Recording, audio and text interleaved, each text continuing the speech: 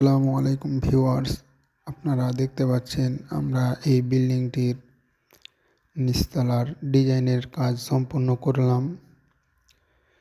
3টা বারান্দার রূপটালি এবং কলম, সামনে ফোর্সের 2টা কলম, একটি ঝাড়বাতি। আমরা এই কাজগুলো অত্যন্ত যত্ন সহকারে করেছি। এদের কাজগুলো যদি আপনাদের কাছে ভালো লেগে থাকে কিংবা আপনাদের বাসায় করাতে চান, তাহলে আমাদেরকে সরাসরি হোয়াটসঅ্যাপে অথবা আমাদের ফেসবুক পেজে নক করবেন।